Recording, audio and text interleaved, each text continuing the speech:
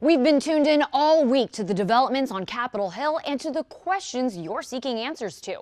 A top internet search this week: government shutdown impact air travel. 3 more of these tunnels should increase their yield this winter by 25%. President Joe Biden made it clear his ask of Congress will be additional U.S. aid to Israel to surpass anything seen before. This one is definitely a story that has everyone at home talking, and it might just be saying, ew. Turns out there could be a scientific reason why this sound is more striking. Many of my fellow Americans love to wear their patriotism on their sleeves, sometimes literally. When you switch to equipment like this, you can make thousands of empanadas a week. 15,000. And when you make thousands of empanadas every week, you need a bigger space. In the middle of the night, the Trump 2024 campaign released a statement calling the events of the past 24 hours shocking and absurd. So in 2022, the ACLU of Maryland says they consider the whole thing a settled issue, and a religious test for office would not be allowed. But theoretically, the Supreme Court could change its mind on the constitutionality of that Maryland law, making it enforceable again. Randy, the only tough thing about it right now is the fact that I haven't eaten at least one funnel cake yet, but that's okay because there will be plenty left over for other folks when the fair does begin later this morning. Now, if this perfect Sunday weather wasn't enough of a sign for you to come out and enjoy the Arlington County Fair,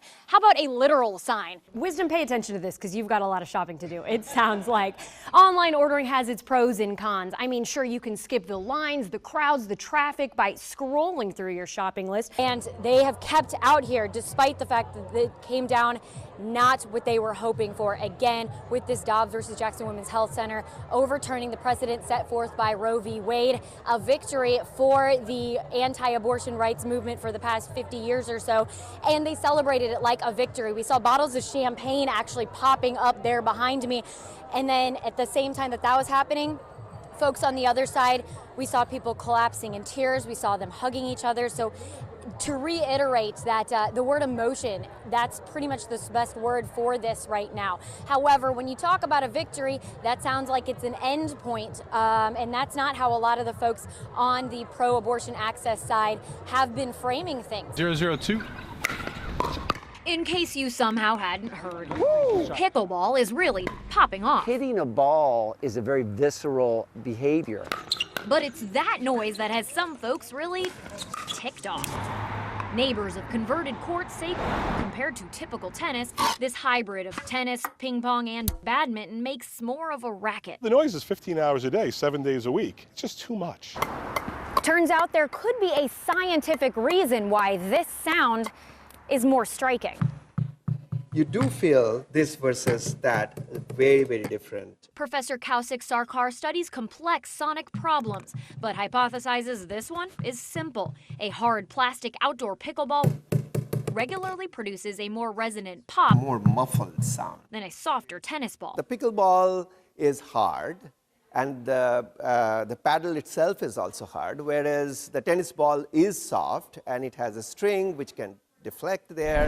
To test this out, we had Arlington pickleball and tennis players and new pals, Jim Faruqi and Roy Epstein, We met here in the pickleball court. play ball with us. Yeah.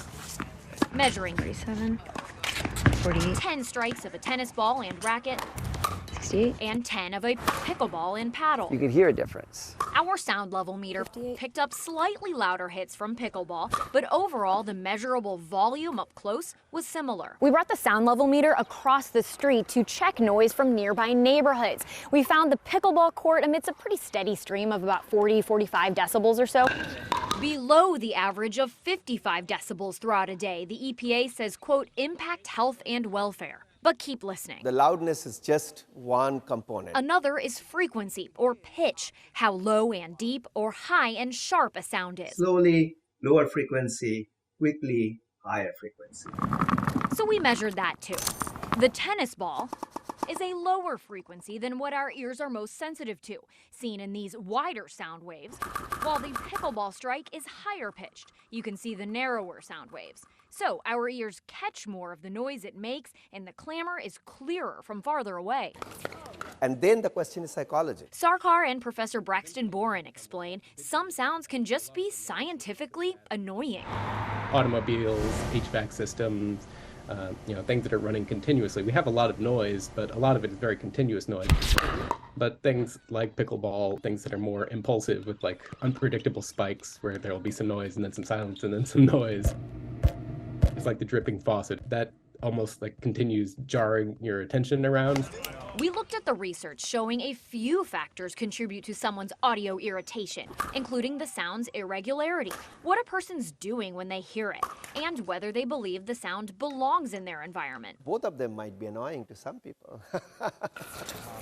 So we can verify pitch and perception are more likely to impact potential pickleball peskiness than just how loud the sport may get. But for Jim and Roy, something else entirely resonates from the game. Laughing. Just laughing and smiling. And they hope to hear more discussion about how the courts can be a win-win for players and neighbors. Hopefully we can come to some understanding. With your Verify, I'm Abby Llorico. Catherine Abigazale is not a mess. I'm a very meticulous person. But the morning of August 14th, I cannot stress how much vomit was on my sheets and on myself. She woke up to a different story. I had pots and pans strewn everywhere, with a chapter missing. I've been doing a part-time shift as a bartender over at a bar in DuPont, and I got off early, so I thought I'm gonna have a drink at a bar nearby me. I had a glass of Prosecco and one shot, and I had someone offer to walk me home, and the next thing I knew, I woke up in my bed covered in vomit. That was it. I have no idea what happened in between. How do you fill in that blank?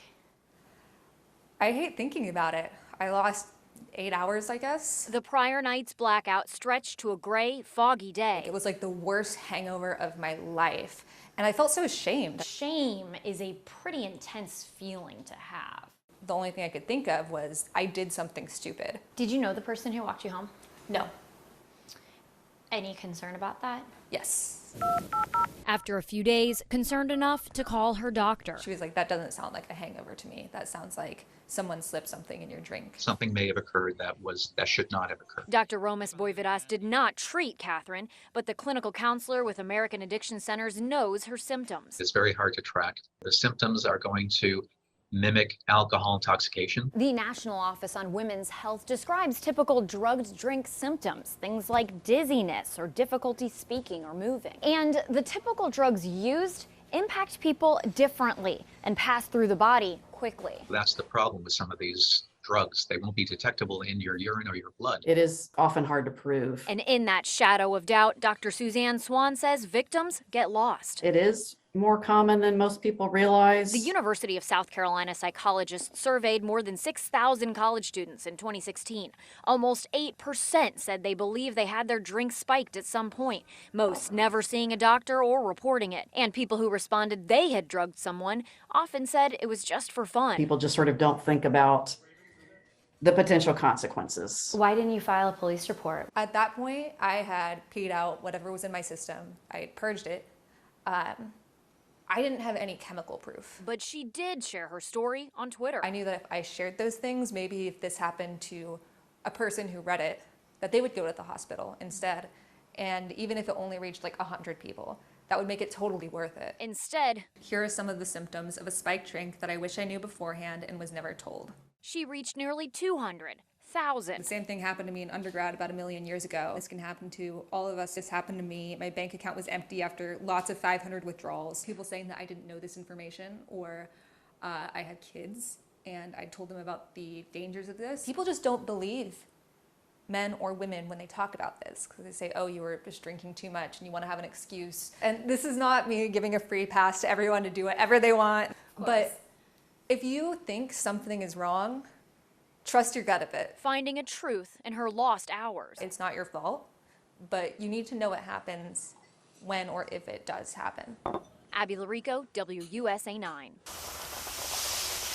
Becoming more grounded gets easier. Everything you can think about, we're going to grow. With more than 50 acres of land. Sharing the road that I've traveled to get here, I think, is what I'm supposed to be doing. Because this hasn't always been Deep Roots Farm. I got to give myself kudos for all that I've accomplished. I mean, this was a blank slate. And Gail Livingstone hasn't always been Farmer Gail. You know, I tell folks, though, you know, I'm that kind of person. Once I've made up my mind to do something, I'm going to do it. She was a career government contractor. It was not my happiest time. Until a car accident shifted her perspective. It's like, no, you can't do this anymore. You've got to make a change. But before she could clear the weeds of her property, she had to navigate a complicated land grant process that made little space for someone who looks like her. Very minimal amount of black farmers in the country right now, and it's because of a lot of the injustices that was perpetrated by the USDA and many of other local organizations, right?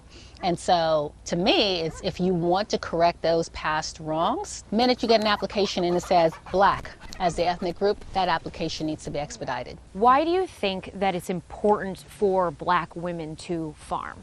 Well, because it's in our DNA, and because our ancestors were brought to this land for that primary function, to cultivate the soil here, okay? It's part of who we are. That might be a hard thing for some people to hear, but it sounds like you're saying you see it as more of a healing process. Healing and liberating. You know, children that look like me, having them learn about how to grow anything that they can consume to nourish themselves should be a priority. The name, Deep Roots, that implies that you've been here a while, but I think you probably aren't quite deeply rooted in this land yet. Is Deep Roots a promise? Is Deep Roots a hope? Deep Roots is a promise to my community. We've established a foundation, the Deep Root Foundation, which is going to provide education and training to the next generation of farmers. And that old tobacco barn behind me, we're going to convert that into an education center. This land and this space will always be here to allow for an opportunity for other folks to come and learn and develop their skills. Rooted deeply. I believe in what I'm doing, and I believe that it will bear fruit. And she's only just begun. I don't think I would do it any other way. From Deep Roots Farm in Upper Marlboro, Maryland, I'm Abby Llorico, WUSA 9.